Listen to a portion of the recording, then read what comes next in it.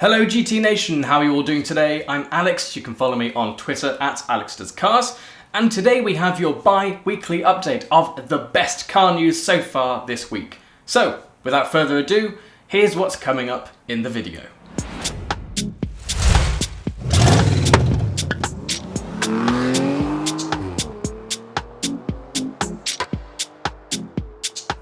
Jeremy Clarkson reacts to Jimmy Carr being cancelled after his offensive joke. Abbie Eaton updates us on how she's doing after she broke her back during the W Series last year. Clarkson's Farm wins Best Factual Programme. The FIA changes the points system to Formula 1, and the next generation DeLorean has been teased by its makers. If you're interested in learning more about what's going on in the world of cars, go over to GTNation.com for daily, almost hourly updates. Italdesign was the company that designed the original legendary DeLorean DMC-12 that became famous from such films as Back to the Future and the company owner's shenanigans. But now the company is teasing the upcoming revival of the iconic car with a brief but exciting video. With the car being uncovered completely later this year, this is the first step in its eventual release. It's a dark teaser, but you can very obviously see the gull-wing doors of the car open, with a V being accentuated by graphics overlaid on top of the video. A similarly shaped V is also hinted at on what looks to be the grille of the car. But what's behind this grille is currently a mystery. The original DeLorean was a rear-engined vehicle, producing 130 horsepower and 153 pound-foot of torque from its naturally aspirated 2.85 litre V6. While we don't know what will be powering the new car, the company talks about its journey to electrification on the website, so we assume it will be an all-electric powertrain or possibly even a hybrid system. Last year we were given a teaser image from Italdesign which showed us the DMC logo on the front of the car. This has since been removed for the video. The car also looks a bit smoother than the original, likely for the aerodynamic benefit and to bring the design into the modern era, and the shape of the doors are much more curvaceous. Italdesign founder Giorgetto Giugiaro has plenty of gorgeous cars to his name, including the Lotus Esprit and the Maserati Bora, and even the first-gen VW Scirocco. So we're expecting the new DeLorean to be wedge-shaped and hopefully styled with its retro competitors in mind. But with the original DeLorean failing to become anything close to a successful car, will this new car make up for its questionable past? Let us know what you think in the comments below. When the Belgian Grand Prix was hit with heavy rain last year at Spa-Francorchamps, the race start was delayed, and when it did start, it officially began with a formation lap behind a safety car. It was soon stopped again because of the dangerous conditions, and the organisers waited for what they assumed would be an easing in the rain. This never came, so to award points, at least 2 full laps had to be completed. With this being the aim, they restarted the race for 2 laps behind a safety car. Max Verstappen was deemed to be the winner of the Belgian Grand Prix, but with this being the shortest F1 race in the history of the sport, the top 10 were given half points. This caused fans to complain, and now responding to these complaints, the FIA has changed the rules around short races like this. So, what are the rules? A minimum of 2 laps must be completed by the race leader. These laps must be completed without a safety car or a virtual safety car. The top 5 cars receive points if 2 or more laps are completed, being less than 25% of the overall race distance. If 25 to 50% is completed, then the top 9 receive points. If 50% to 75% is completed, then the top 10 receive points. It's interesting to note that if these new rules had been followed during 2021, none of the drivers would have been awarded points at the Belgian Grand Prix. Here's what each driver would get, depending on how much of the race was completed.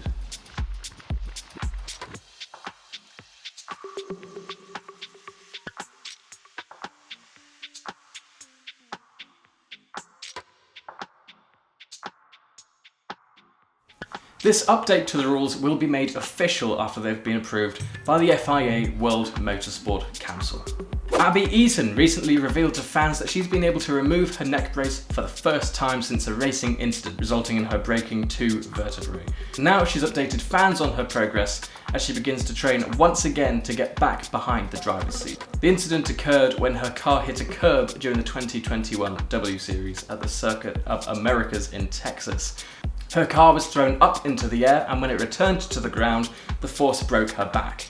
She has since recovered for the most part, but is obviously still struggling. She posted the following to Twitter earlier this month, saying, "Finally brace free. Spine looks good, bones look strong, time needed for body to adjust to the new alignment my back has to take, but such great news.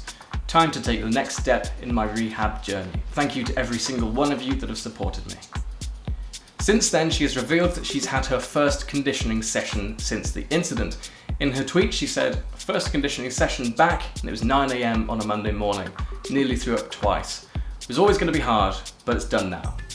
Fans were quick to jump on the post to feed Abbie confidence and motivation. One user responded saying, "173 BMP, I'd spontaneously combust. I'd be dead and self-cremated. They just need a broom. You are a beast."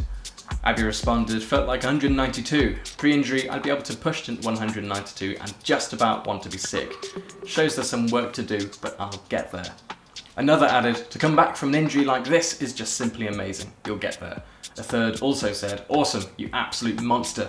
First session and already better than I can manage. Tell me about it. I've suddenly been shown how unfit I am. It's awful. I'm fat."